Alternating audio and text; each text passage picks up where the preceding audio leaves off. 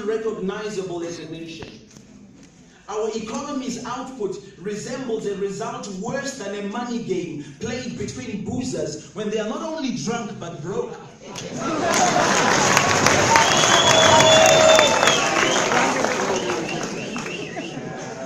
Why, just a few days ago, the Zimbabwe Stock Exchange recorded trading figures for a full day of trading of $105.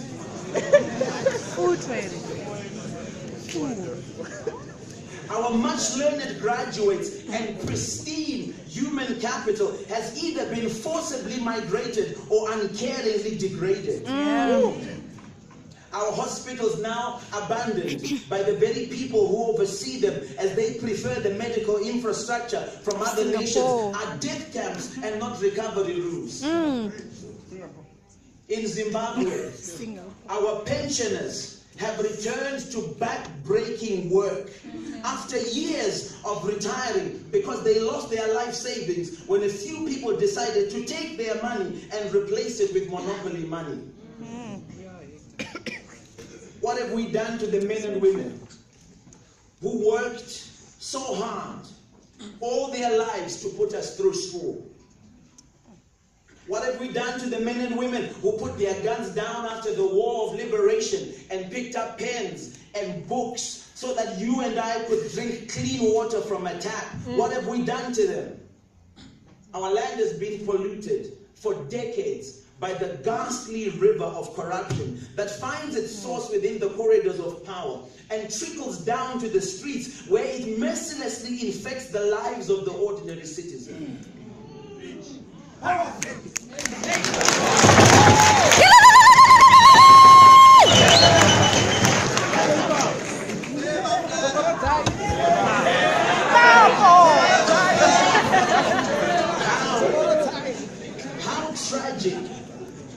How tragic it is that we in Zimbabwe record one of the highest occurrences of orphans on the planet who end up going without food, shelter, and education simply because a few people just could not be bothered to have the decency to stop stuffing our nation's money into their pockets. To all this we say no, and not anymore. This is truly an unprecedented time in Zimbabwe. And as we say today, what a time to be Zimbabwean. Yes. There is a sense of something truly powerful moving in the hearts of Zimbabweans. Definitely. Catastrophe has been our story for far too long. And now we need courageous men and women and children to help us rewrite our future. I say rewrite our future because currently our future has already been written. And the book doesn't end well. Yes. Chapter after chapter is filled with stories of heartbreak and anguish. Our story is punctuated by injustice, corruption, and abuse. How do you explain $15 billion that goes missing and not a single person is held accountable? Yes. No, and not anymore.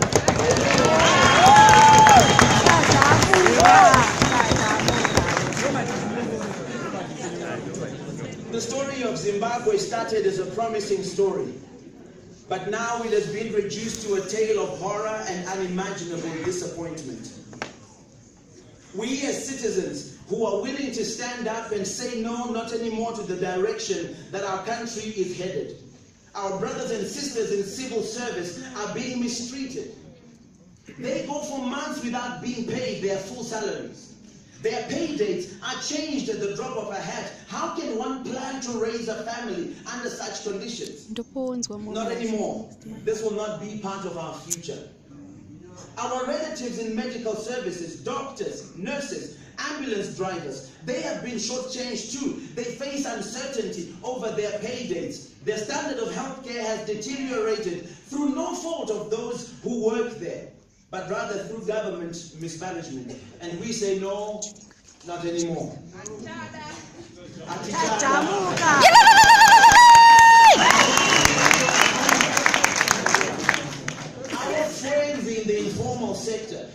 that have created their own jobs, taxi drivers, market traders, small business owners, are harassed daily Yes. by the continued failure of government policy and even by our own police for simply trying to make an honest living. Yes. And yet we're fighting for the police Be too. able to admit, and this whole thing just began by asking them to admit they do not have the ability to admit failure. Yes. It is a fact, even in their face, that indigenization has failed. Not because it is not important, but because they made it about themselves. Yes. All 7 of them. Yes.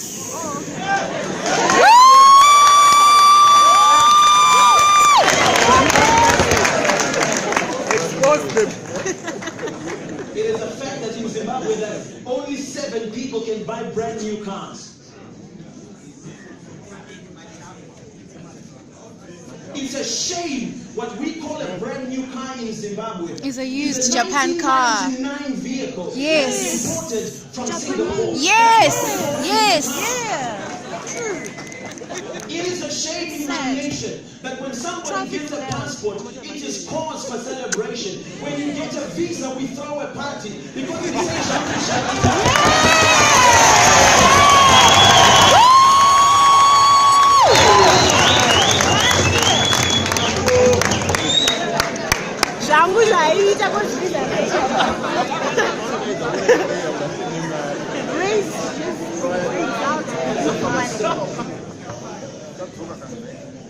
As a pastor, it became impossible for me to remain silent.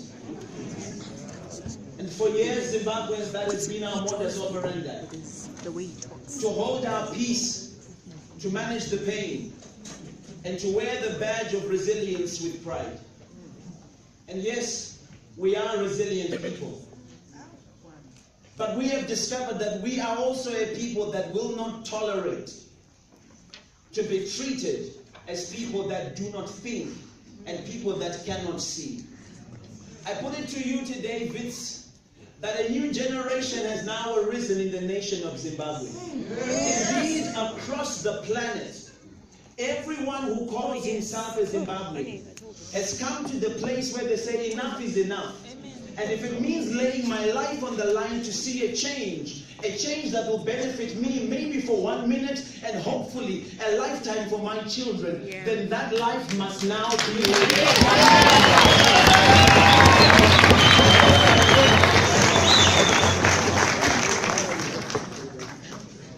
Not anymore will we sit back and watch elected officials fatten their pockets whilst our hopes get slimmer.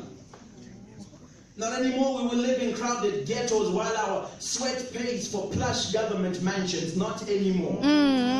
Not anymore will we continue to work and earn tax dollars for our government to spend on endless foreign trips and Singapore. elected officials that fly to Singapore and Malaysia and Dubai for medical treatment while we are left to die in under-equipped state hospitals. What sort of hypocrisy is this? Yes. And yet we have the most educated doctors. I was told a story that resembles the way in which we deal with situations in Zimbabwe. A man became married and he used to love his drink. His wife said to him, as part of the conditions of the new marriage, she would require him to desist from drinking. Well, the young man agreed. After a couple of months, he went away with some friends. And whilst they were at the pub, he tried his best to resist, but eventually he gave in. And he had won. 1 became 2. 2 became 3. And then 3 became 4.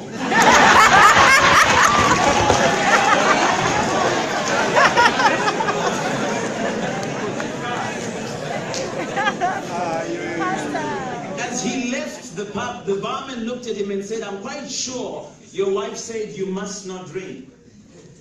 He looked at the barman and convinced him, tried to convince him, whilst he was half drunk, and he said, no, What I would say one now, I will not drink.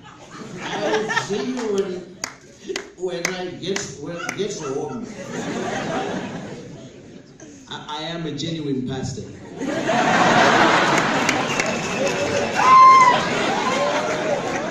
So the man put this bottle in his back pocket and off he walked. When he got home, just by the door, he stumbled, fell backwards. The bottle cracked and cut him in the hindquarters. Oh no. He thought to himself, how do I hide this from my wife? For she shall certainly see. And so he snuck into the house and snuck into the bathroom where he proceeded to clean himself using the full-length mirror that was there. He carefully cleaned, he carefully put ointment and eventually put on some plaster. Convinced he had done a good job, he went and jumped into bed. Early in the morning, his wife woke up, went into the bathroom and came back screaming at the top of her voice. And she said, you have been drinking and yet I told you not to. He was surprised. How did she know? Because he felt he had covered it up so well. She called him into the bathroom. And this man with a convincing face looked at her and said, I wasn't drinking. I wasn't drinking. She pointed to the full-length mirror, and right there on the mirror was all the ointments, was all the bandages, was all the plasters stuck on the full-length mirror. Because the man was so drunk. He did,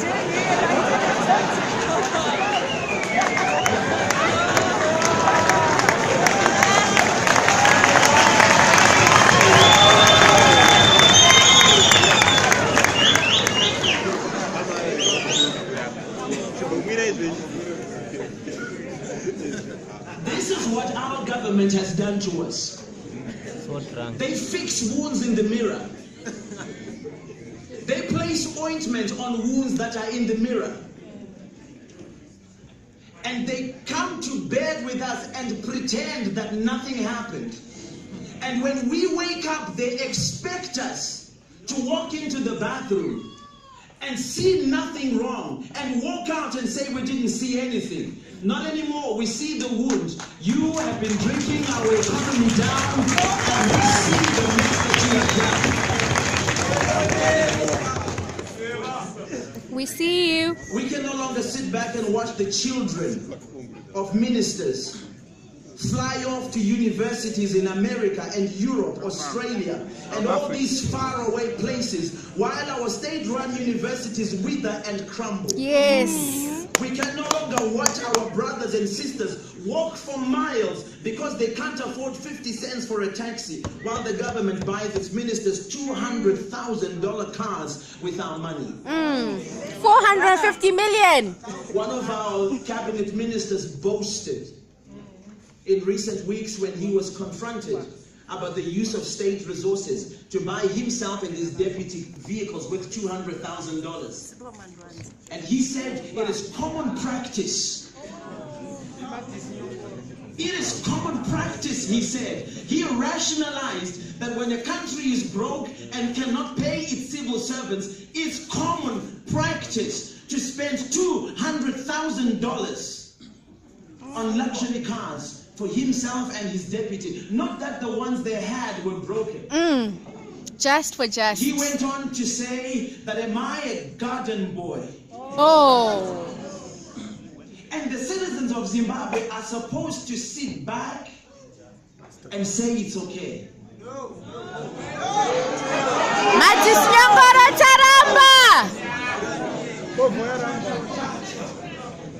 Many people have approached me and they've said, but sir, you are a pastor. Why would you say these things? Why would you rise up and say these things? Why not? Should you not mind your Bible? That is the Bible. Educating us is part of it. First and foremost, before I was a pastor, I was a citizen. And if I vote, then I speak. Yes. And because I am a pastor, when issues of injustice arise, when issues of those that are voiceless, those that cannot stand up for themselves, when those people are being oppressed, I cannot justify my silence. How can I sleep well at night? When I drive home, I drive along a road which is named Robert Mugabe Road. I kid you not, this is a fact. Please hear me. This is not theatrics. I drive along Robert Mugabe Avenue at 7 or 8 p.m.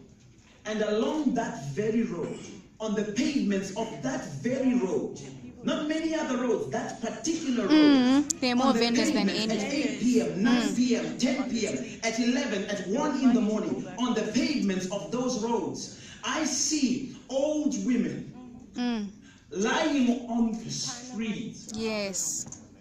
Hardly little babies that are not there.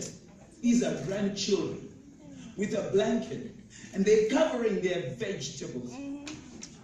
Not that they don't have a home to go to, but they didn't make enough profit to go home that day. So they have to sleep in Robert Mugabe Avenue. You tell me that it's okay to be quiet?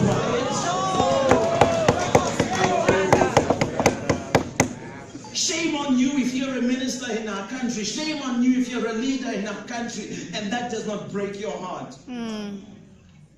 Shame on you if you love Zimbabwe, if you can walk past an orphanage that has not received help from government for years.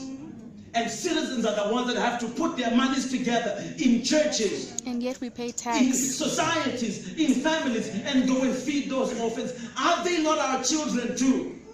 Is this Zimbabwe not a country that we are building for them too? So why would we treat them like that? No, it can't.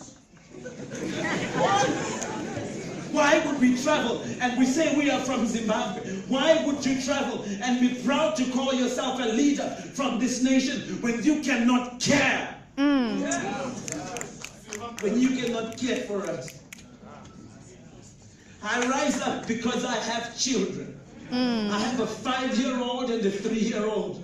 And I have another on the way. And if I don't stand up right now, political inbreeding will make sure that the same system will abuse my children and will ravage the future of my children. And I am not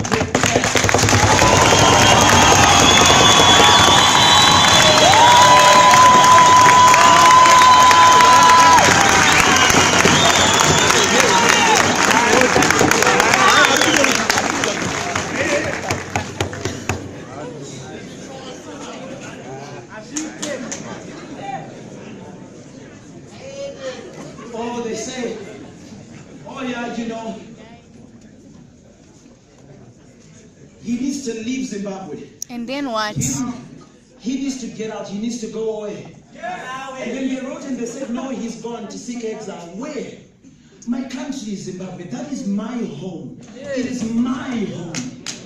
I live there. Not all of us are running to Singapore. If you're going to arrest me, you will arrest me at home. If you're going to kill me, you will kill me at home. If you are going to abuse me, you will abuse me at home. Nobody cares. Let me tell you something, my fellow Zimbabweans. Citizens of other nations, nobody cares more for your nation than the citizens of that nation. For years in Zimbabwe, we have been quiet. And it's not our fault, we've been afraid. We've been afraid.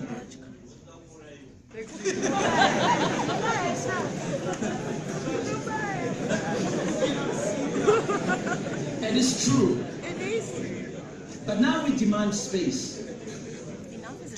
We demand space for us to build our nation the way that we want to build it. How is it that we watch young people of other nations get involved to build their nations? And we envy them. And sometimes, like I did on April 20, 2 days after independence this year, I looked at the flag that sits on my desk and I thought to myself, it feels like my own nation is standing in the way of my dreams, and I would rather belong to another nation. If I could get a chance to become the citizen of another nation, I would do it quickly. Because I love the way that they love their country. I love the way that their 25-year-olds start multi-billion-dollar businesses. Yes. Because I love their way that their 30-year-olds are involved in politics. I love their way that their 18-year-olds represent their nation in sports, in science, in arts and culture. In our country, you and I have got an old waiting at the door of leadership. While other people refuse to remove themselves from power, they should go.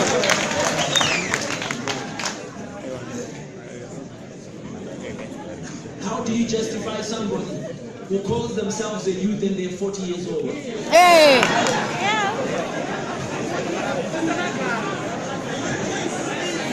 So if you are a youth at 40,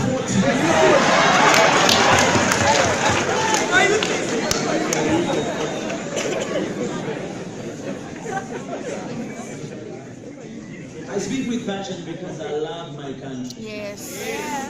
For years, we have thought to ourselves, one day the sun will rise, one day something different will happen. We waited sitting on the terraces. Like the story of David and Goliath, we stood for 40 days and for 40 nights, looking at a giant who every single day came out to hurl insults at us. We just didn't know what to do. But on day number 41, somebody showed up that no one expected. And in fact, on this day number 41, a generation of people showed up, and when they came, they were not even trained for war. If you know the story of David and Goliath, you will know that David was a shepherd boy. He was not a warrior. And when Saul looked at David, the question he asked him, he said, how do you come and confront this soldier? This man has been a warrior since he was a youth, and you are a youth since you were a youth. But David asked a question that nobody, for 40 days and for 40 nights, nobody had dared ask this one question. And he said, who is this?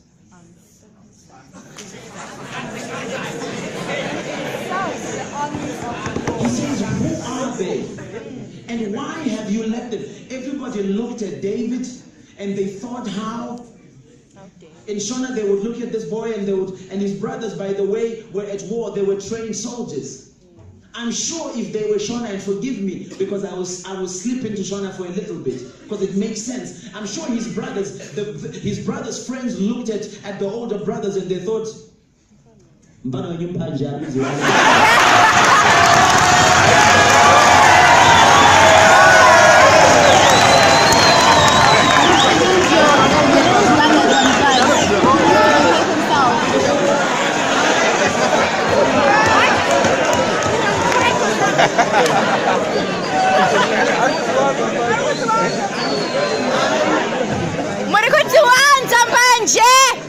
I submit to you today that this new generation of Zimbabweans that has arisen to raise this flag high is not drunk on some substance, but we are full of passion. Yeah. We are true patriots. Yeah. And we desire that our nation has an honorable place amongst the nations of the world. Yeah.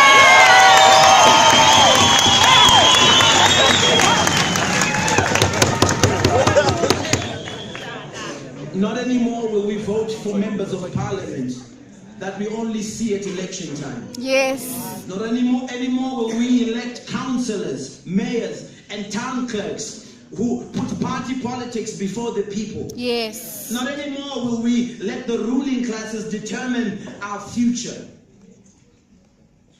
They have failed us and we must hold them accountable. Yeah. We are not asking for anything unreasonable. We want our leaders to tell us, where is the Zimbabwe we were promised when our grandparents sent their children to deliver independence? Where is the Zimbabwe you promised us at election time in 2013? Where are the 2.2 million jobs that you said the young people of my nation would have? We have lost more jobs in this period than we have ever done in the entire history of our nation. Why does it seem that when you make a promise, on that very promise, we should take great strides going back?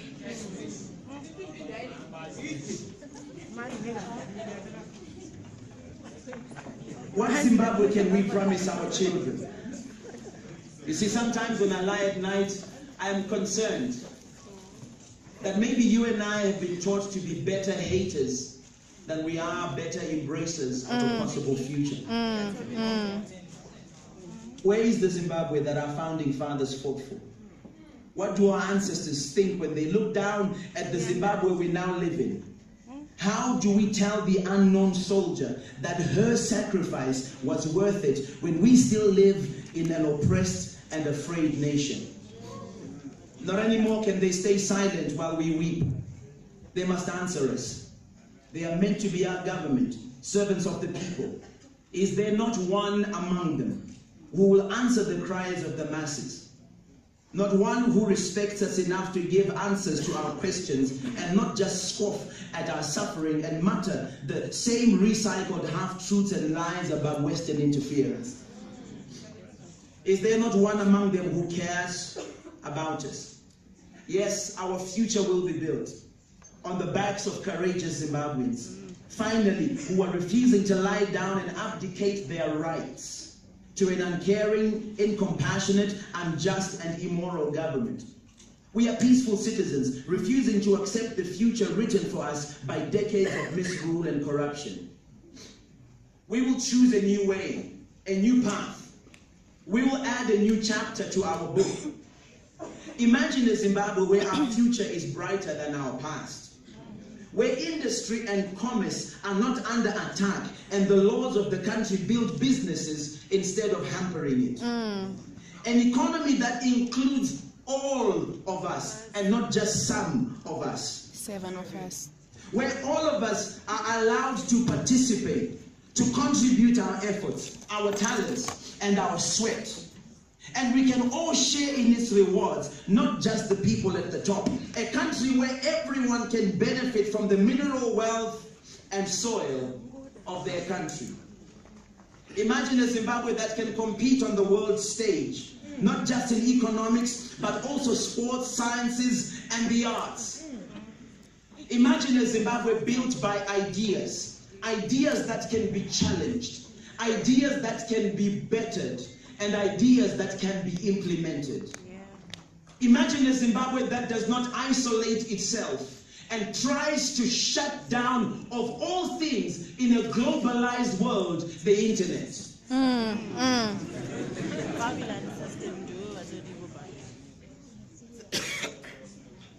Imagine a Zimbabwe where the dreams of our children are greater than the politics that divide us. Imagine a Zimbabwe where our children's education, their security and future is our prime concern.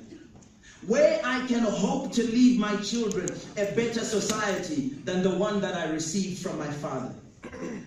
Imagine a Zimbabwe where our pensioners can enjoy their old age knowing that their pensions are secure. A Zimbabwe where little girls know from a young age that their dreams are no less important to us than the hopes of our sons.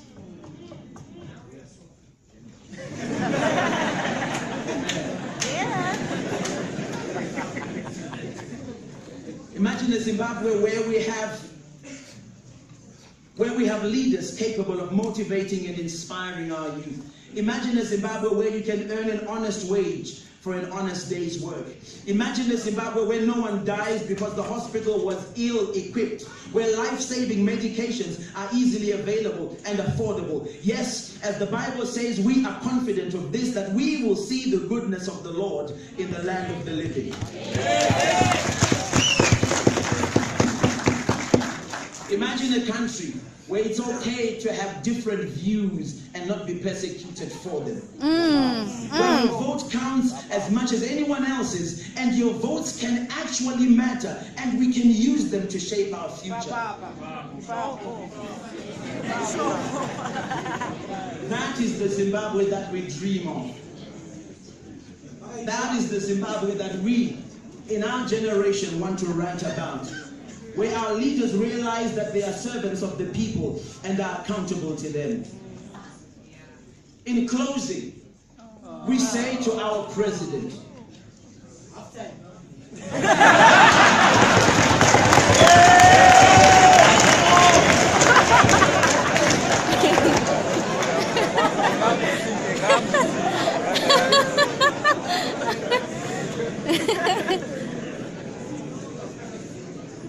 that's a closing, we say to our president,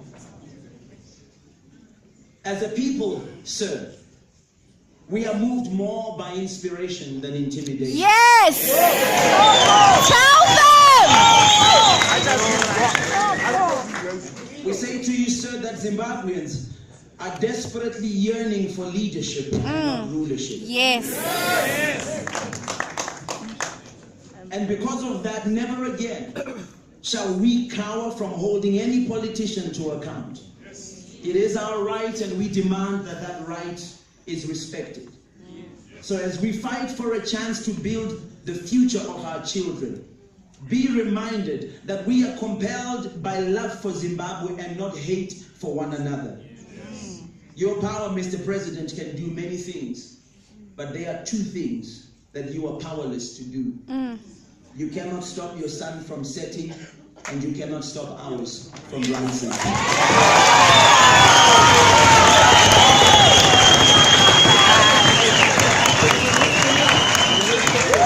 Thank you very much, Brooks University.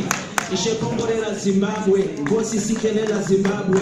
God bless the beautiful nation of the Republic of Zimbabwe. Thank you very much, and God bless you.